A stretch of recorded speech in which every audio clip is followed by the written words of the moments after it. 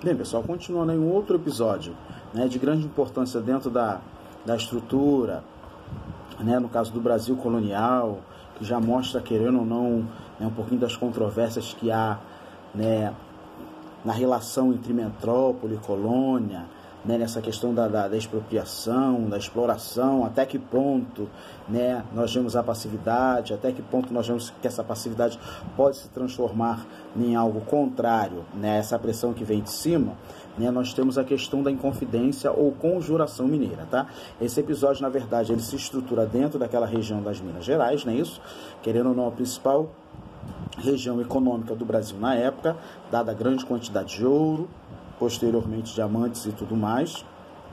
Ou seja, toda essa estrutura, né, das Minas Gerais, né, traz uma realidade social diferenciada, né, uma elite, né, elite essa que está entre, né, querendo ou não, alguns colonos portugueses e outros já, no caso, né, nascidos na própria região, ou que migram, no caso, de outras regiões do Brasil para ali, em consequência desse grande fluxo de ouro, de metais preciosos que são encontrados, né, num contraste à mão de obra escrava, que é muito bem utilizada, né, que na verdade apropria-se dessa mão de obra que já tinha habilidade para esse tipo de serviço e tudo mais, né, e dentre, na verdade, essa mão de obra escrava, nós vamos ver também, né, a habilidade de pessoas comuns, pessoas que buscam, né, como a gente vê que infelizmente até hoje é muito comum pessoas migrarem de um local para o outro quando procuram, ou se tem aquela ideia, né, de se encontrar uma grande quantidade, seja de metal precioso ou de um produto que, querendo ou não, traga essa possibilidade de um melhoramento de vida, tá?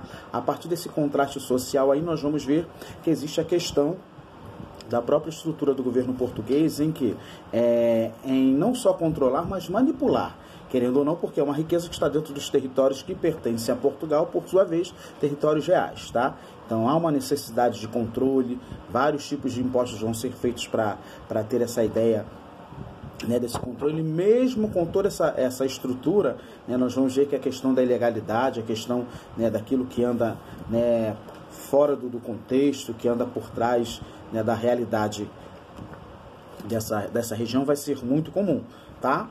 Portugal, por sua vez, nesse período está passando por um período, né, de crise. Nessa crise é muito comum as metrópoles procurarem explorar, né, cada vez mais as suas colônias.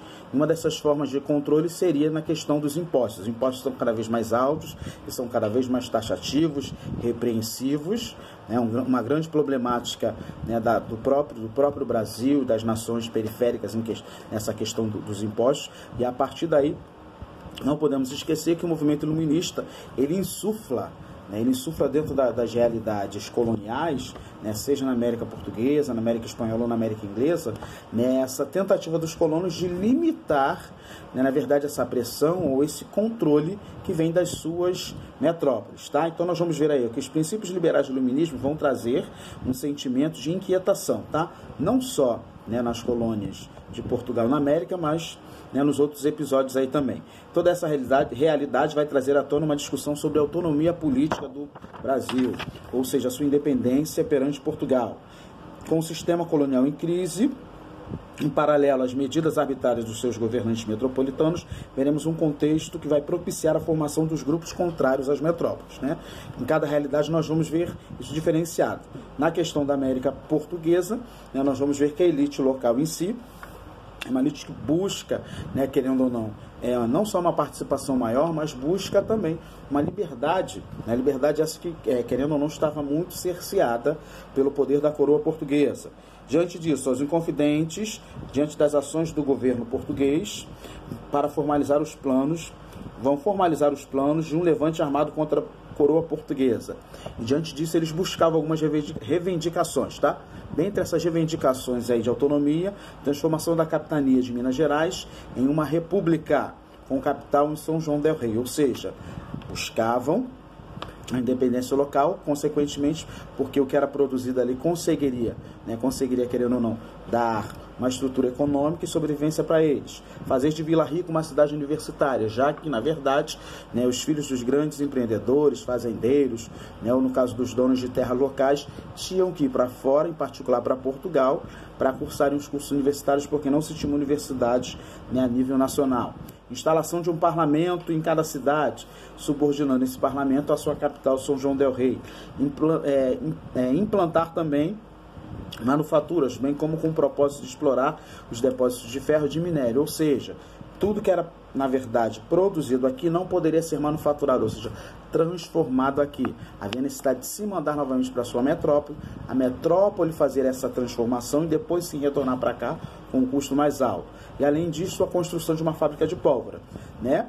Nós vamos ver que gradativamente esses desejos vão se ambientar, haverão reuniões, né, isso, um grupo, né, de pessoas inquietantes, não concordando com essa realidade, vão buscar essa autonomia, serão mal vistas, não tenha dúvida, né, e a partir dessa questão aí o governo também, né, com seus olhos, né, dentro de todas as camadas sociais, vai encontrar, né, querendo ou não, a possibilidade de estourar um possível confronto, uma possível revolta contra a coroa portuguesa, e quando menos se espera haverá a questão da delação, né? Isso é a delação por parte de um dos inconfidentes, né, do episódio que haveria de ocorrer, e nessa delação aí começa-se uma perseguição ferrenha contra, né, os opositores, ou contra aqueles que tramavam, né, contrário, né, que eram contra a legitimação daquilo que a coroa portuguesa exigia no momento, tá? A Inconfidência vai acabar se transformando num símbolo máximo de resistência da população da região, tá? A exemplo como a Guerra dos Farrapos, que nós vamos ver lá na frente, da Revolução Constitucionalista de 32, tá? Consequentemente, vão criar uma bandeira, tá? E no caso, nós vamos ver que atrelado a essa realidade aí, o movimento, né, ele é delatado por Joaquim Silvério dos Reis. Nessa delação aí, né, querendo ou não, muitos dos que faziam parte desse grupo de opositores, né, de revoltosos, vão receber, né, as devidas penas. Muitos vão receber a pena do degredo, perdem toda a sua fortuna, ficam impossibilitados de passar isso para as próximas gerações e são enviados para regiões distantes, no caso da colônia, né, do poderio da colônia, e de quebra, né, vem a realidade do que se dá com Tiradentes, né? Isso que, na verdade, como né, a própria realidade diz, ele recebe a penalidade máxima, né, enquadrado no crime de lesa majestade, né, a partir, no caso, do seu enforcamento e esquartejamento, né, e no caso, parte do seu corpo ficarem, né, por várias áreas aí que são importantes nesse caminho até as Minas Gerais, e fica como, né, uma espécie, na verdade, de alternativa ou de sugestão. Quem pensar fazer igual ou parecido contra o governo do rei receberá devida pena, tá? Então, nós vimos essa insuflação contra esse poder maciço, centralizador, né, da colônia portuguesa, porém eles são enquadrados no crime de lesa majestade, tem a devida penalidade, e a partir dessa penalidade, né, nós vemos aí, querendo ou não, a figura de Tiradentes, depois de algum tempo, sendo utilizado aí como um grande mártir da nossa independência. Alguém que lutou, alguém que buscou ou almejou.